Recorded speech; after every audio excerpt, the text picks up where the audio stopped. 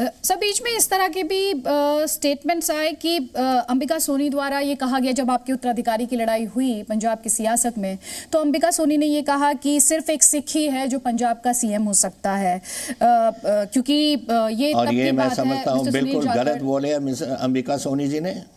Ambika Soni ji had no business to से this.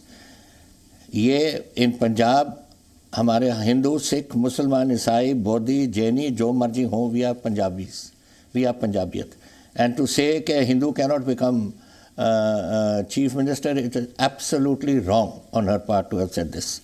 यहाँ पर बिल्कुल खुला है, जो काबिल आदमी है वो बन सकता है, और किसी को भी ये फीलिंग नहीं आएगी कहीं भी पंजाब में कि ये बन गया इस कौम का हो या उस रिलीजन का है या उस रिलीजन का। क्या रिलीजन की बात करते हो आप? ये बातें ख़त्म होनी चाहिए। 70 साल हो गए इंडिपेंडेंस से, अब हम कास्ट बात उठा लेते हैं, कभी रिलीजन की बात उठा लेते हैं। What is this nonsense? This must stop. मैं इसके बिल्कुल हक में नहीं हूँ।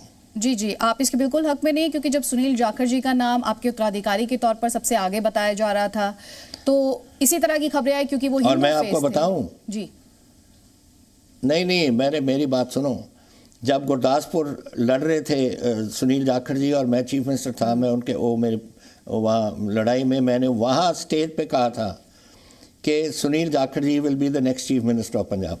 आप देखते रहना। मैं लोगों को, गुरदासपुर के लोगों को कहा था। तो who is he is a Hindu, why not, why shouldn't he be? If he is a capable man, he should become. होना चाहिए उनको। और ये बिल्कुल गलत बात है ये जो पंजाब में चर्चा, ऐसी बात शुरू होगी बेस्ड ऑन रिलीजन।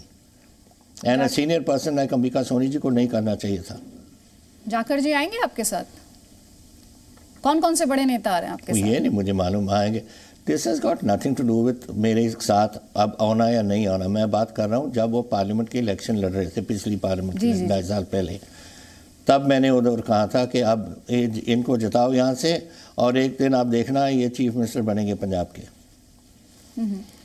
सर गृह मंत्रालय ने बीएसएफ के अधिकार क्षेत्र में जो इजाफा किया है, उस फैसले को आप कैसे देखते हैं? क्योंकि कई राज्य इसका विरोध कर रहे हैं, खुद पंजाब सरकार इसका विरोध कर रही है, ममता बनर्जी इसका विरोध कर रही है, वो कह रही हैं कि तो फेडरल स्ट्रक्चर पर अटैक है। आप कैसे देखते हैं? On what issue? कौन से? सर बीएसएफ का जो अधिकार क्षेत्र बढ़ाया गया है 50 किलोमीटर के दायरे में। अरे भाई, ये तो वही बातें ऐसे करते हैं जिनको कोई समझ नहीं है। देखो, there is a 5 kilometre belt along the Pakistan border, Bangladesh border, और जहाँ जहाँ गृह मंत्रालय ने किया। मैं समझता हूँ सिर्फ मैं पंजाब की बात करता हूँ। मेरा 600 किलोमीटर लंबा बेल्ट है from Pathankot to Fazilka. 5 kilometre का बेल्ट था जहाँ बीएसएफ ऑपरेट करती थी। अब पिछले जून से यहाँ, पहले तो लोग कैसे आते थे? तार के नीचे से या नदी के ऊपर से। अब पिछले जून से ड्रोन चलने लग गए। पहले छोटे ड्रोन थे जो ड्रेन को क्रॉस कर देते थे, नदी रावी को या जो भी नदियाँ थी उनको क्रॉस करके वहाँ ड्रॉप कर देते थे। फिर 6, 7, 8 किलोमीटर तक जाने लग गए। अब जब मैंने सितंबर में अपनी गवर्नमेंट छोड़ी, मैं चीफ मिनिस्टर से हटा, 31 और 32 किलोमीटर पहुंचने लग गए थे ड्रोन्स।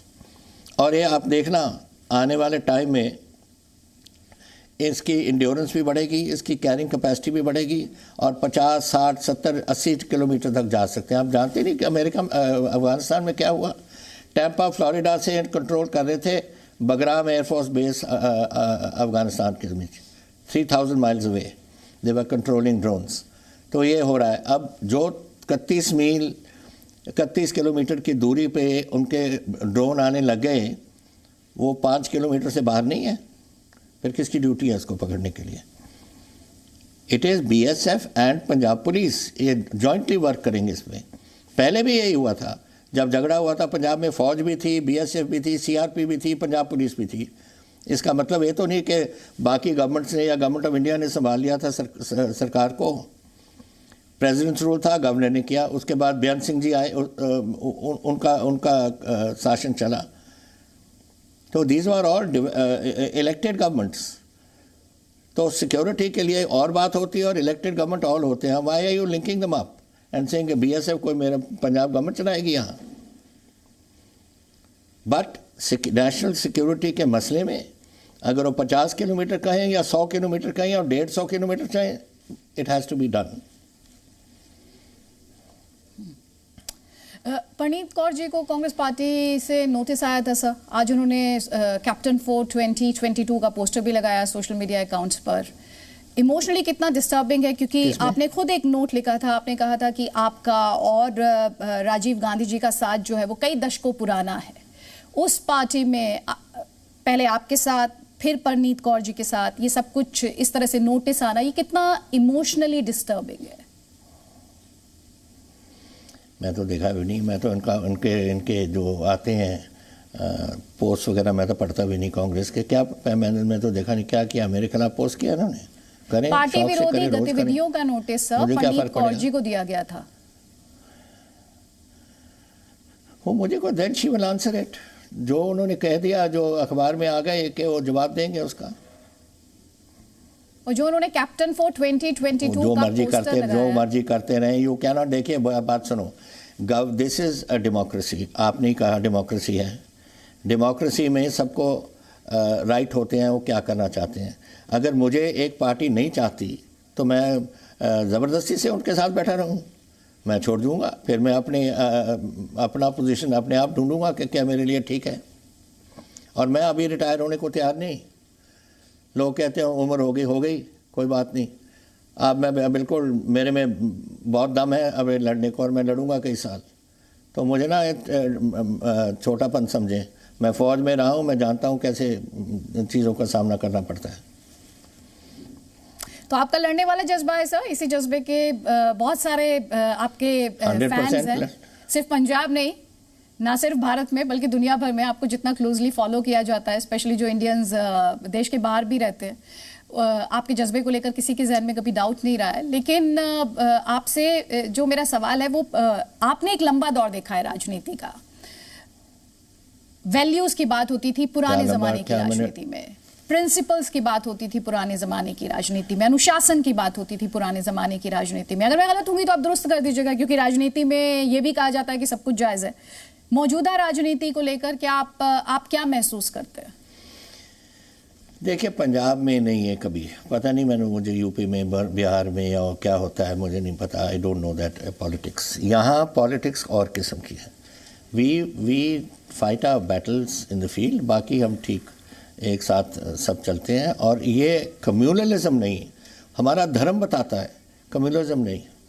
आज देखो, गुरु साहब ने लंगर की मर्यादा क्यों की?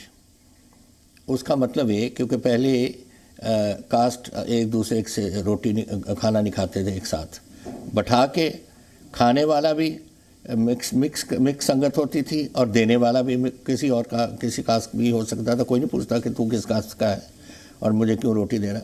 ये गुरु साहब ने मर्यादा की थी। सो इस किस्म का ट्रेडिशन जो पंजाब में चला है, तभी हमारे कभी कास्ट नहीं रहे, ना रिलीजन रही। किसी ने कभी पूछा है किसी को? I mean, Muslim, Sikhs, Hindus, Christians, सभी मज़हबों के लोग और सभी जात पात के लोग एक साथ तो बैठते हैं, शादियाँ होती हैं, सब कुछ होता है। कोई किसी ने कभी भी नहीं पूछा है पंजाब में। So Punjab is different. I do not know what central India is and this type of area is like. लेकिन यहाँ कभी प्रॉब्लम नहीं हुआ और मैं होने भी नहीं चाहिए।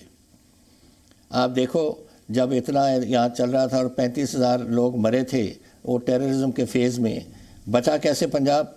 क्योंकि पंजाबियत ने बचाया। सब जो पंजाबियों के दिल में बात थी वो उभरी, वो निकली और उन्होंने बंद करवाया और सब फिर एक दूसरे के साथ प्यार करने लगे। ये होती हैं। वो पाकिस्तान करवा रहा था, अभी पाकिस्तान करा रहा है, तो वो ड्रोन कौन भेज रहा है? पाकिस्तान भेज रहा है।